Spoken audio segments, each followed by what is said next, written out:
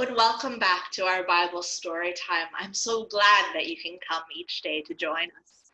We're reading from the Lectionary Story Bible, which is by Ralph Milton, and I'm just so grateful Ralph gave permission for his stories to be used.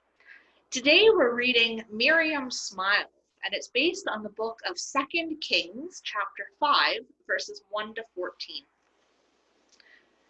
It was the middle of the night. Miriam lay on her mat, listening to Gazelle cry in the next room. "Miriam," Gazelle called. "Yes, ma'am," said Miriam as she came and stood beside Gazelle's chair.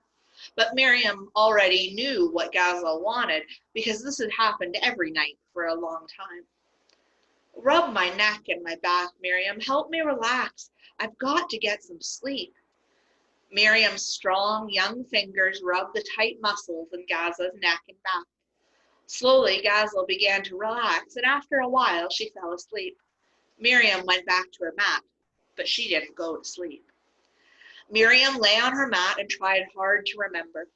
Remembering helped when she was feeling lonely. Miriam felt lonely most of the time because she was just a tiny girl, almost just a baby, when the soldiers came and took her from her home in Israel. Naaman, Gazelle's husband, had bought her at a slave market. "Here," Naaman said to Gazelle, "this girl from Israel will be your helper. She will do everything you tell her." And so Miriam worked all the time, even though she was only 10 years old. She never went to school. She never had time to play. Whatever Gazelle wanted, Miriam had to do.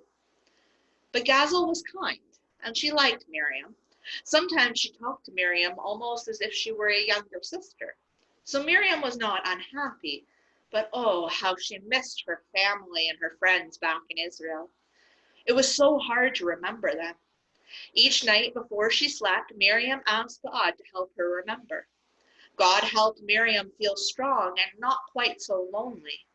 But still, Miriam felt sad all the time, and she almost never smiled. The next night, Gazelle called again, and again Miriam gently rubbed her neck and back. "Do you know why I'm so unhappy, Miriam?" Gazelle asked. "Is it because your husband is ill?" Yes, and not just ill. Naaman has leprosy. It is such a horrible disease, Miriam, so horrible. When his disease gets worse, they will send him away to live by himself, and he will die." "I can remember a prophet who lived near my home," said Miriam. "They said he could cure leprosy because he serves our God." "Really? Tell me about the prophet, Miriam. Tell me everything you can remember." Miriam tried hard to remember. It had been long ago when she was taken from her home. But she could remember the prophet's name, Elisha, and where he lived, Samaria. "But ma'am," said Miriam, "your husband would never believe the word of a Hebrew slave girl." "That's true," said Gazelle, "but he must. He must." Gazelle stood up suddenly and walked towards her husband's room. It was a long time before Gazelle told Miriam what happened. Miriam knew that Naaman had gone away for a while, but nobody told her why. Then one day Gazelle called Miriam. "Thank you so much, Miriam," she said as she hugged the slave girl. "Naaman is back. He went to your country and he went to see your prophet Elisha." Naaman hated it when Elisha told him to bathe in the Jordan River. "We have far better rivers where I live," he said. But he bathed in the Jordan anyway, and now his leprosy is all cured. He's not sick anymore. "I didn't think he would believe me," said Miriam. "Oh, he didn't want to, Miriam. I had to argue very hard," said Gazelle. "I told him you talked to your God and that your God helped you to be strong and to remember the prophet Elisha. God helped you do a wonderful thing, Miriam." There were tears in Miriam's eyes, but her face showed a big, bright smile.